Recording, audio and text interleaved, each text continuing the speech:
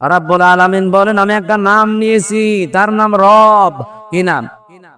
এই রব নামের কারণে আমার পক্ষ থেকে তাকে 5টা জিনিস দয়া করে ভিক্ষা দেই।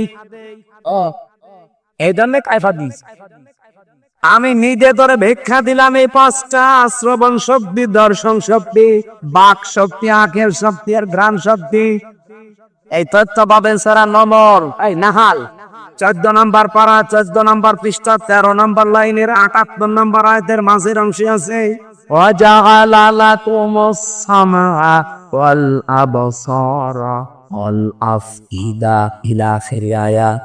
আল্লাহ পাক বলেন আমি যদি এই 5টার একটাও কম দিতাম দুনিয়ায় আসতে, কিন্তু পূর্ণাঙ্গ হয়ে না, অপূর্ণাঙ্গ হয়ে। আল্লাহ বলেন যদি শ্রবণ শক্তি আমি না দিতাম দুনিয়ায় আসতে খাওয়া হয়ে আসেন, যদি দর্শন শক্তি না দিতাম দুনিয়ায় আসতে কিন্তু অন্ধ হয়ে। কিরণ ভাইকে বলছি যে তো ভালোবাসি আপনাকে, আপনি বলেন তো আপনার মা আর বাবা 2জন মিলে আপনাকে 4টা জিনিস নাই দিল, বাকি যে 5টা জিনিস খেয়ে নিয়েছে। যদি আপনার দর্শন শক্তি আজকে না দিত, আপনি আমার আগে 5 মিনিট না এখানে আপনাকে উঠতে দিত না। কানা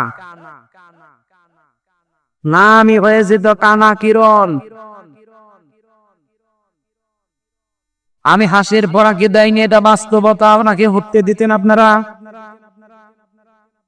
আরে ভাই এইটা পাওয়ার কারণে তো কিয়ামত পর্যন্ত সেজদায় পড়ে থাকা দরকার, মানে কিছু দরকার নেই। আমি চোখ পেয়েছি কুমিল্লাতে এক বাড়িতে বসে খাবার খাচ্ছিলাম, হঠাৎ বিদ্যুৎ চলে গেল, পাশে এক অন্ধ আমার হাত চেপে ধরিস। আমরা যাই কারেন্ট চলে গেছে চিল্লা পাল্লা করছি, আমারে বলছে হুজুর মাত্র 1.5 মিনিট 2 মিনিট কারেন্ট চলে গেছে, আপনি চিল্লান। অথচ আজ 42 বছর আমার জীবনে কান্নি। আমি প্রথমে কিন্তু দেখতে পেতাম ছোটবেলায়, টাইফয়েড হওয়ার কারণে চোখটা আমার নষ্ট হয়ে গেছে। আজ 42টা বছর হয়ে গেল, দুনিয়া কেমন আমি জানি না। এমনকি ওই দিন অন্ধ আমার একটা তথ্য জানিয়েছে যে আপনারা যারা চোখওয়ালা মানুষ, আপনারা তো এমনিতেই দেখতে পান, ঘুমিয়ে থাকলে স্বপ্নেও কিছু দেখেন। আমরা যারা অন্ধ তারা ঘুমিয়ে থাকলেও দেখি না, আসলে আওয়াজ শুনি। আল্লাহ নড়িয়াবাসী জীবনে কিছু না পেলেও কোনো আফসোস নেই, চোখ পেয়েছি, দেখতে পাচ্ছি। কথা বলেন না কেন? আল্লাহ পাক বলেন 8, 5, 13টা জিনিস যখন এক হয়ে যায়, আমি আল্লাহ রাব্বুল আলামিন যেহেতু তোমাদেরকে সরাসরি মাটি দিয়ে বানাইনি, আল্লাহ আমাদেরকে মাটি দিয়ে বানিয়েছেন। না কি দিয়ে? মাটির নির্যাস দিয়ে।